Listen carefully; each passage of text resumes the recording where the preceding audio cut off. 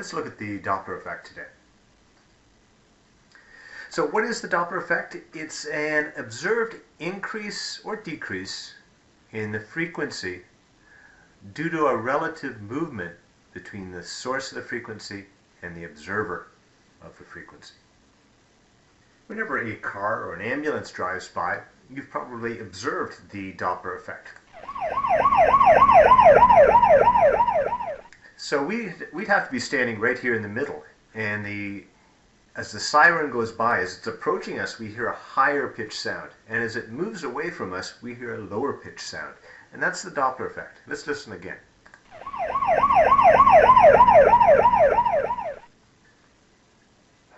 If we kind of consider the sound waves coming out of the police car, here the police car is at rest, but if we begin to move the police car, you'll notice that these are the wave fronts, they're closer together, and that means a higher frequency when you're in front of the police car. But back here behind the police car, there's a bigger spacing, a bigger wavelength, a lower frequency, and you hear a lower pitch sound when you're behind the police car. So here's high-pitched sound, low-pitched sound. Here's a little IB question that's kind of fundamental to what we're about to talk about. So read it over and come back and check the answer. Okay, so hopefully you said that the speed would be c. You can imagine a boat in the water. The water waves don't change their speed just because it's produced by a boat that's moving. The water waves always have the same speed in the water. The medium's not changing, so the speed of the waves stays the same.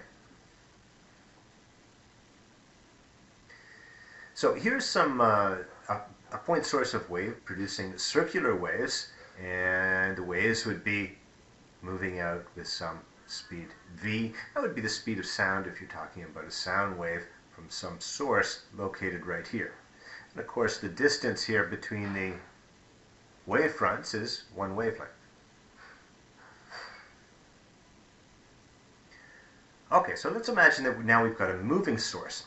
And I've got a source that's moving to the right, so it's moving in this direction. And I've drawn the position of the source at 1 period intervals. So let's say when the source was right here, it let go, it produced a wave, and the wave front moved for 1 period and got out to here. So that source is the center of this circle. Now, 1 period earlier than that, the source was right here. And so any waves produced from that position would have traveled out 2 wavelengths, and I should draw my wavefront centered about that green dot. And then I can repeat that pattern 1 period earlier, it would be like that, and 1 period earlier even than that, it would be centered about this.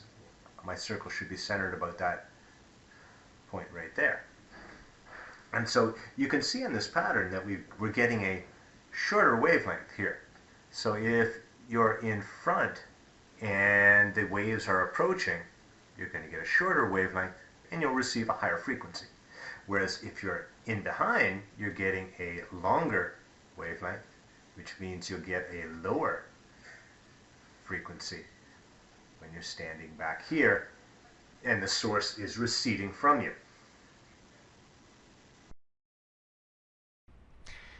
This is an IB question that applies to the drawings that we've just been doing. What I'd like you to do is read over the question and try it for yourself right now. So the first thing you want to establish is what is the question asking, and what it's really asking is at which of these 4 positions, 1, 2, 3, or 4, would we get no shift, no Doppler shift. We'd get the same wavelength and the same frequency. And hopefully you eliminated 1 and 4 right away, because you know in 4 the source is approaching and therefore you get a higher frequency, and at 1 the source is receding, therefore you get a lower frequency. Now, just to establish kind of a wavelength here, I'm going to imagine the source is not moving, and if that was the case, there would be a certain wavelength, which would be the distance between the wavefronts.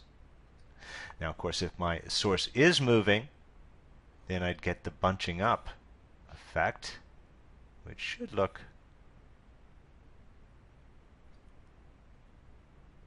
something like that. And then what we'd like to do is look along the two directions. So one direction towards 3 and one direction towards 2. So my wavelength towards 2 is this long. That's my shifted wavelength. My wavelength towards 3 is this long. That's my shifted wavelength. And if I compare that to the original wavelength, I think you can see that this is your best choice. So position 2 is the correct answer.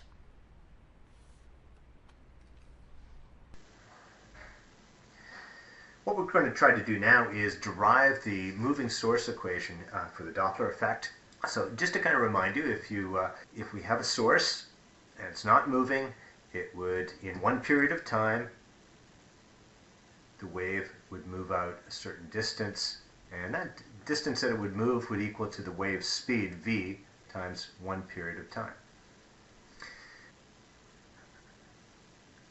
Okay, so now what we'd like to do is derive this Doppler effect equation for the moving source. So I'm going to introduce some movement to my source, and I'm going to pretend my source moved in one period of time. I want the source to move, say, from here to here. So that's in one period of time. That means that this distance has to be the speed that the source is moving at, and I'm going to call that us. So I'll have us equals speed of source. And it's going to move for one period of time. So that distance has to be us times t. This distance here is going to be the new wavelength. That's going to be my lambda primed. My old wavelength was this distance. That was my original wavelength if there's no movement of the source. So you can immediately say that lambda must equal the sum of ust plus my new wavelength. Now I don't really want wavelengths, I want frequencies, so I'm going to write this in terms of frequencies. Remember that v equals f times lambda, so that means that lambda equals v over f. So I can write this as v all over f. I don't want to write a period, I'm going to write that as a frequency, so 1 over the period is the frequency. And this lambda primed, that's going to be the speed, but divided by the new frequency, the Doppler shifted frequency. Okay, I'm going to now bring this term to the other side so that I'll get v minus us all over the frequency must equal v all over the new frequency. I'm going to cross multiply f primed times v minus us must be equal to v times f. And now I can get my expression for my Doppler shifted frequency, which is just going to be the original frequency times this ratio of the natural speed in the medium to the difference between the natural speed and the speed of the source. So that's my Doppler effect equation when I've got a moving source. Okay, if you look in your IB data booklet, you'll find these two equations for the Doppler effect. One for a moving source, one for a moving observer. They won't give you any problems where both the source and the observer are moving, so you don't have to worry about that situation. Make sure you know what the variables stand for. V is always the speed of the wave in the medium, a natural speed that's not going to change. You'll have a speed of the source, us, and a speed of the observer, uo.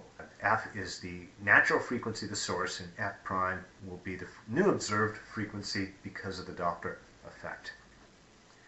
Now we are, of course, going to have to make decisions as to whether we're going to use the plus or minus sign in each one of these equations. Of course, that's going to have to do with whether or not the source and observer are moving towards each other or away from each other. I have a quick exercise for you here. I'd like you to rank these 4 situations in terms of which one is going to have the highest received frequency by the car and which one will have the lowest received frequency by the car. So this exercise is to give you some background in terms of how to choose the plus and minus signs in the formulas. Stop the video and try this question. Now, hopefully what you said was that the highest frequency will be situation A because the two cars are approaching each other. And similarly, the lowest frequency will be situation B where the two cars are moving away from each other. Now, in between the two, we'll have C and D. Let's start with C. Overall, police cars moving faster than the car. And that means the gap between these two is going to be increasing. In other words, in the overall picture, those two cars are receding from each other. That means you're going to get a lower frequency. So C should go here. And situation D, the police car would be gaining on the passenger car. And that means in the overall picture, those two cars are approaching each other. And so we'd expect situation D to have the second highest frequency. Okay, so let's take another quick look at our two Doppler effect equations. We had this one here for the moving source, and we have this equation for the moving source, and we have this equation for the moving observer. Now, let's say we've got whatever the motion, let's say the two objects are approaching each other. If they're approaching, then we're supposed to get a higher frequency. So in this first equation, we would get a higher frequency if we choose the minus sign in the denominator, because if we divide by a smaller number, we'll get a bigger number. And we'll get a higher frequency in the second equation if we have a positive in the numerator, so that we get a bigger numerator and a bigger resultant frequency over here. Of course, it'd be the opposite if the two objects were receding from each other. So we choose the plus and minus sign so the shift is always in the right direction. A positive in the numerator causes a bigger frequency, and a positive in the denominator would cause the opposite. It would cause a smaller frequency.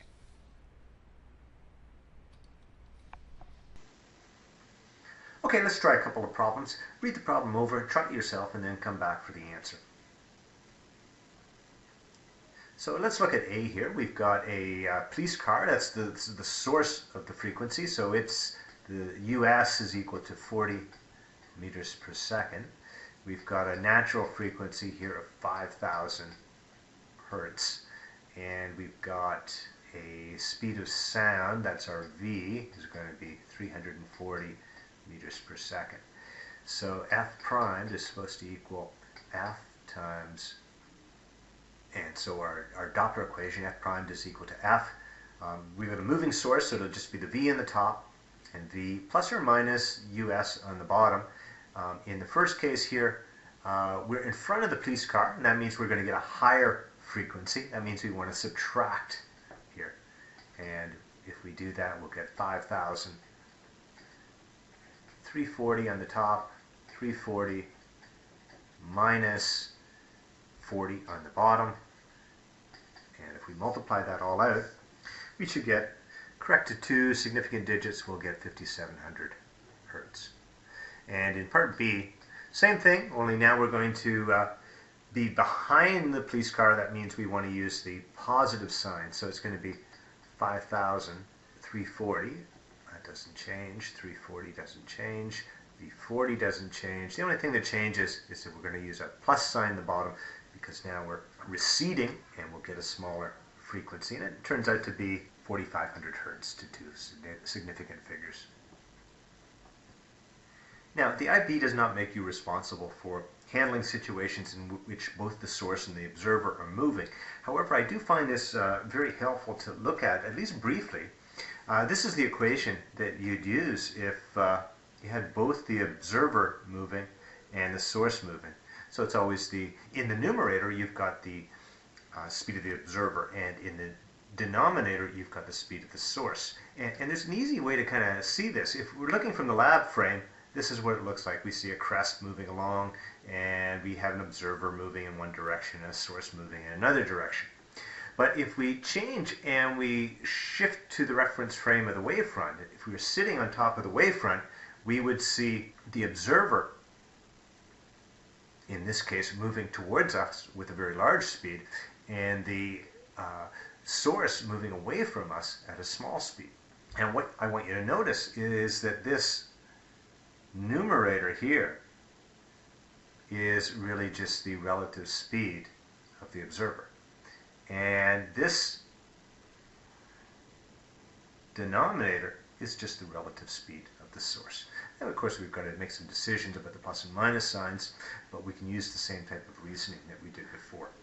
So I'm going to do a problem that involves a case where both the observer and the source are moving. So we're going to use this equation. And so I'll write down the equation just for safekeeping. So it's going to be that f prime equals f, and then we'll have the v's and u of the observer and u of the source, and then we've got to make decisions about the plus and minus signs. So perhaps pause the video, try this question, come back for the answers. Okay, so in part A, we want to find out this frequency. Our natural frequency is the 2000 hertz. Speed of sound is taken as 340 again, so that would be a 340 here and a 340 here. And the police car, that's our source, so that's going to go in the bottom, and that would be 40 in the denominator. The 35 in part A, that's the speed of the observer, so that's going to go in the top. Then we've got to decide on the plus and minus. In this particular case, we've got the police car chasing the other car. I'll put a siren on here. That's the worst drawn police car that I've ever done. Okay, so let's, the movement of the police car is towards the other car, so that's going to help to increase that frequency. In other words, we want to put a minus sign here in the denominator because of the speed of the police car. Now the movement of the car being chased, its movement is going to lower the frequency, and so we want to put a minus in the top as well. And if you work that out, you'll get 2000 times 305 over 300, and that works out to two decimal places, or to two significant figures. That comes out to be 2000 hertz. So it actually doesn't shift the frequency much at all. It does to greater decimal places. And in part B, what we want to do, set up the equation exactly the same way. We've just got to make some decisions in terms of the plus and minus, which one we're going to use. So in this particular case, the two cars are heading towards each other, and that means both of them are going to increase the Doppler shifted frequency. So we've got to have a plus here and a minus here. And to two significant digits, that comes out to be 2500 hertz. This next example involves what I like to call the double Doppler effect. So it's a situation where you've got a, in this case, a bat, and it sends out a signal. And it hits a object that's moving. In this case, it's an owl. And the owl's moving towards the bat. And so we're being asked what will be the frequency that the bat receives it back at. There's going to be a double shift in this case. We'll have a shift 1, I'll call it, because in the first case, the owl acts as a receiver. There's going to be a second shift after that, where the owl acts as the source. So the owl receives the signal and then sends it back. So we've got to use both of our Doppler effect equations.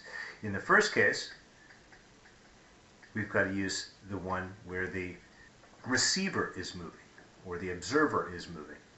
And that would be V and U, O, all over V. In this case, the owl is moving, approaching the bat, and that means we're going to get a bigger frequency, and we need a plus sign here. So let's put our numbers in. We've got 50,000 hertz, 340 for the speed of sound, plus sign, and the speed of the owl was 25. And if you work that out, and I'm going to put all the decimal places in there because I have to carry this number through to the next part of the problem. So it's 53,676 hertz. So in my second shift, the owl acts as the source. So we've got a moving source, and we've got to use the other Doppler effect equation where the source is moving, and that would be like so. And of course the owl, the source, is moving towards the bat, and that means we need a bigger frequency, and so we'll use the minus sign. Now our original frequency is going to be this one here. So this frequency is going to have to be used here for our second shift. The speed of sound is the same, and a minus sign. Speed was 25 meters per second for the owl. And if you work that out, you should get about 58,000, at least to two significant figures, 58,000 hertz. So that's what I'd call the double Doppler shift. It's often used to determine the speed of objects. We've been talking about the Doppler effect for sound, but there's also a Doppler effect for electromagnetic waves. And the IB gives us this equation below, but we can rearrange that equation to make it look more like the Doppler effect equation for sound. It'll be F primed equals F1 plus or minus V over C. This fraction V over C, it's got to be quite a bit less than 1. The object that's moving, the source or receiver, typically moving at 10% the speed of light. We're really talking about the relative speed between the source and observer in this case. We have to be a little bit careful when we're using this equation. The delta F is really a magnitude of delta F. And that's because right-hand side of this equation here is always positive, which means the left-hand side of the equation always has to be positive as well. And that means that delta F is really a magnitude. So when we have a red shift, and red shifts occur when we have the objects receding from each other, moving away from each other. So maybe this is the Earth here. This might be some quasar or something in another galaxy that's moving away from us. So whenever we've got receding, we say that that's a red shift. We call it a red shift because red light is at the long wavelength or low frequency end of the visible spectrum. So a red shift always means a shift towards lower frequency. And that means that F primed is going to be less than F. So when we calculate our magnitude, our delta F is going to be F minus F prime, so that we get a positive. And when we use this equation here, it'll mean that we're going to have to take the minus sign because we're receding. Now the other end is a blue shift, and that's when the object is coming towards us. And of course we're going to shift towards a higher frequency. That means F is going to be bigger than F primed, and when we do delta F, our change in frequency, we should write the Doppler shifted frequency first so that we get a positive. And we're going to use the positive sign as well in this equation up here. Okay, I've got a couple IB questions for you to try. So read over this first question and see how far you get with it, and then come back for the answer. Okay, I guess the first thing you want to notice is that we are at a speed of 0.1 c, and that means that we can use our Doppler effect equation for electromagnetic waves. Second thing to notice is that it's moving directly away from. That means it's receding, and that means that we're going to shift to a lower frequency. And if we're shifting to a lower frequency, that means we're going to shift to a longer wavelength. And of course, this arrow here means that we're increasing wavelength as we move this way. So that first bit of information tells you that our shifts of these three spectral lines should all be to the right. So when we receive the radiation, rather than receiving it at its original wavelength, we'll receive it at a slightly higher wavelength, longer wavelength.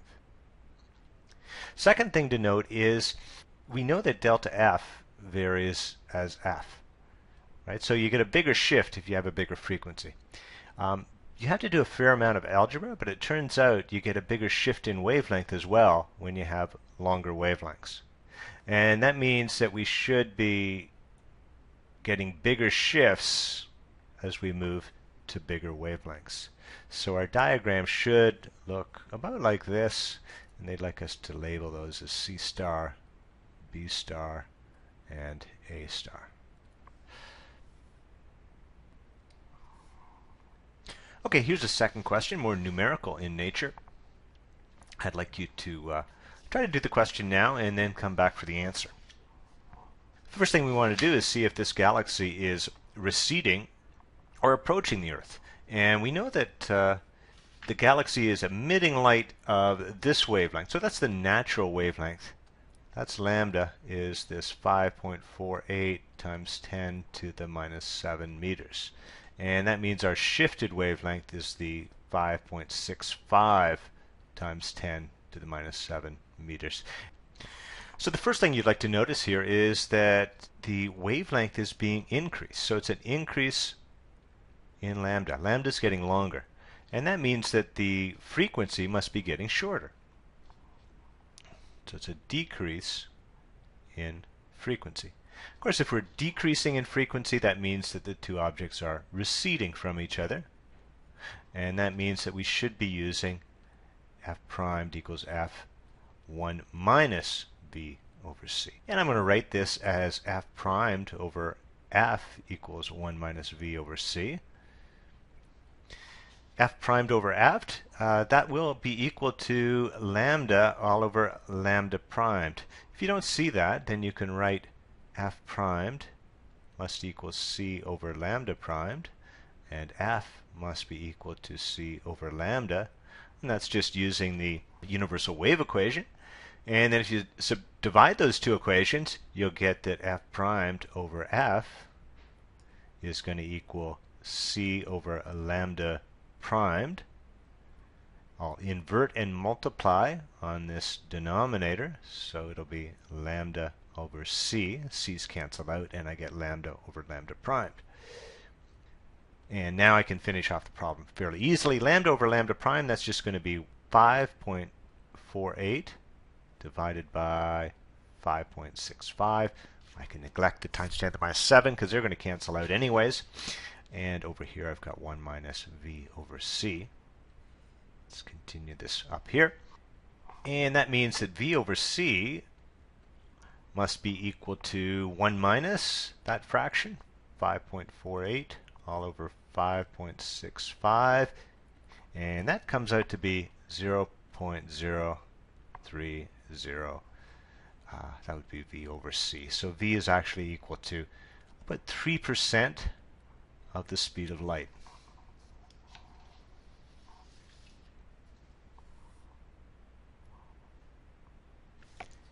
A very practical application of the Doppler effect is police radar. And in fact, it's really what I've been calling the double Doppler effect, like that problem that we did with the owl and the bat. The police over here, he's going to emit some electromagnetic radiation in the microwave region of the spectrum. It's going to have a certain frequency. I'll call that frequency f, and it's going to travel along. It's going to hit the speeder here, and then we get that double Doppler shift. First of all, the speeder would act as a receiver or an observer, and then would act as a emitter or a source of that radiation. So we get a double Doppler shift, and the signal gets sent back. It has a frequency f double prime, to say it's a double shift. But the thing is that those two frequencies, f and f double primed, are almost identical to each other. The reason that f and f double primed have to be almost identical to each other is that we're really comparing the speed of light to the speed of the car. And the speed of light is much, much, much greater than the speed of the car. And that means we get very little shifting of the frequencies. It's a very subtle shift that's made. Now, remember that if we do have two identical waves, and we pass them through each other, we get a standing wave, and there's no propagation of energy at all. So what we actually get in this case is not quite a standing wave, because the two frequencies are just slightly different. We get a wave like this. We get a wave pattern that's like a moving standing wave. When the signal comes back and it's registered by this policeman's gun here, the gun is going to receive, where you see the top of the envelope here, that would be a peak intensity. And then I'll drop off here at the node That would be a zero intensity. So it keeps going from a large intensity to a small intensity to a large intensity. But remember, the speed that these envelopes are traveling at are very, very slow. So in fact, it's very easy to do a very accurate calculation of how much time it takes between a big intensity and a small intensity. And what that leads to is a very accurate calculation of the speed of the speeder. And that's how police radar works. There's all kinds of applications where this double Doppler shift can be used to measure the speed of things that are moving towards us or away from us. And that's all for today, folks. Thank you very much.